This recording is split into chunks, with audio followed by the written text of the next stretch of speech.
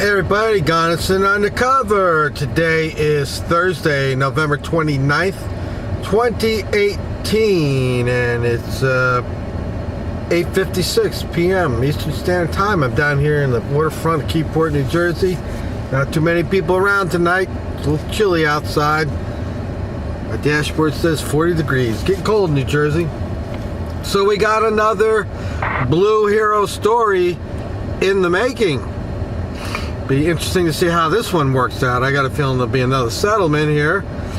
And this was reported in various places, the Asbury Park Press. I'm going to read it off thepatch.com, and I'll put the link in the description for you to go read it. And it reads as follows. Just show you real quick there. That's what it says. That's what it looks like.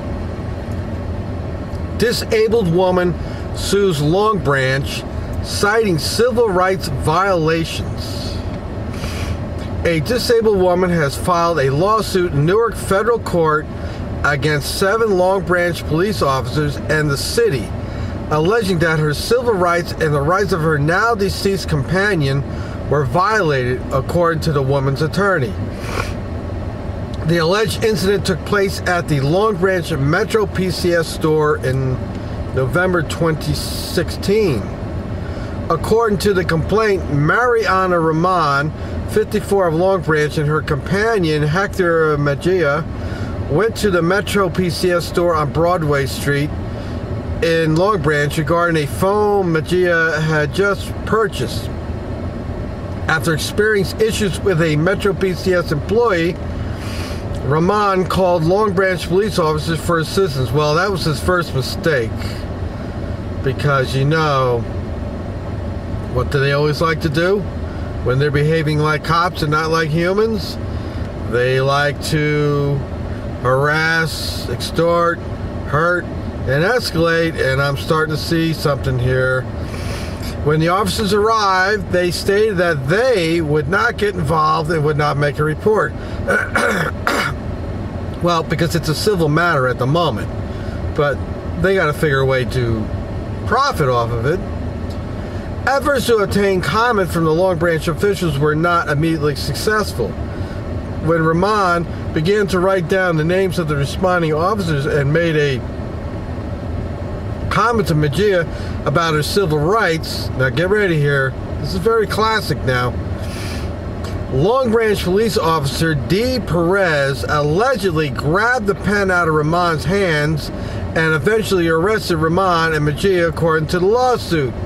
When Mejia explained that Rahman was disabled and she needed to take care of her disabled child, Long Branch police officer D. Stone allegedly punched Mejia in the face, threw him to the ground, and then placed him in handcuffs. 36 headquarters. Placed him in handcuffs, according to the lawsuit.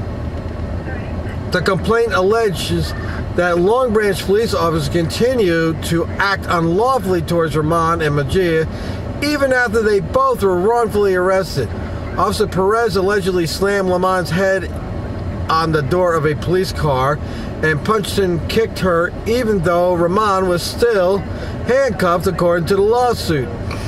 Perez then allegedly dragged Rahman out of a police car by pulling her hair. Long Branch police officer V. Roselli later threatened to take Rahman's child away if she did not cooperate, according to the lawsuit. As a result of their encounter with Long Branch police officers, Ms. Rahman and Mr. Mejia were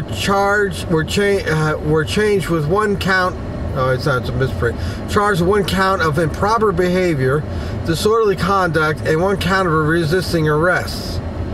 This is what we call contempt of cop charges. And these usually arise after the police escalate the matter and try to entrap you into an argument or something of that nature. Only the improper behavior, disorderly conduct charge made it to criminal court. However, that charge was dismissed. Again, both Rahman and Mejia, according to the lawsuit. Now, these cops know, maybe they know, maybe they don't know that these charges will get dismissed. But what they do know is that you got to go hire an attorney and pay for this. Unless, of course, your name is Jen Combs, and then you get a public defender and the taxpayers pay for it. Police officers' use of excessive force against citizens is bad enough, but unlawfully arresting people on trumped-up criminal charges, as we alleged happened here, is particularly shocking, said Conrad J. Benedetto of the Law Office of Conrad J. Benedetto and one of the lawyers for Miss Roman. The allegations in Miss Roman's complaint should serve as a wake-up call for the city of Long Branch that there appear to be problems at the Long Branch Police Department. Well,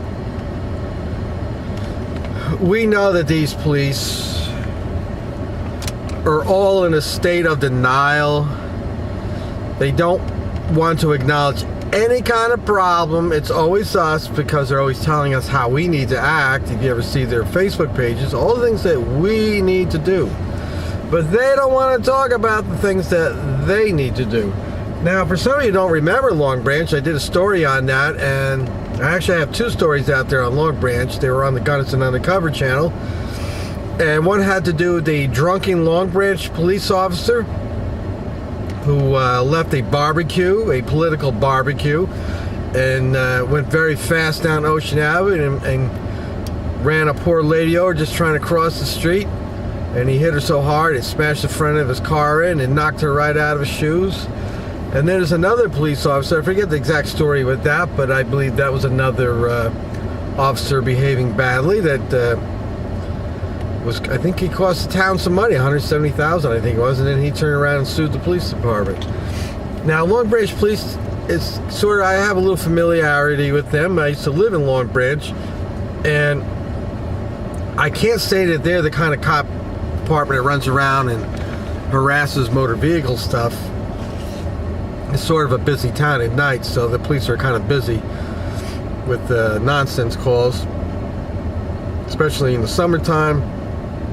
Things get busy over there, so I don't really have a good opinion or a bad opinion about Long Branch. I just know it's more of a it's not a lily white town, and I would expect them to behave more like a bigger urban city.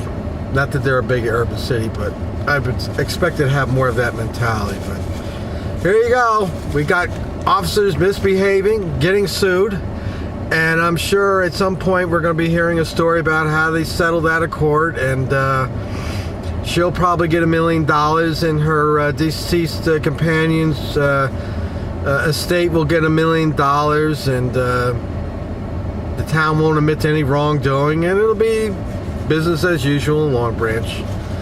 All right, let me know what you think in the commentary. And let's see, like, share, subscribe to the present backup channel, New Jersey Exposed. Gunnison Undercover is still off the air, and it should probably be off till the end of December, but we're hopeful it'll be back. So till then, be well, be safe, be good, and have a good day.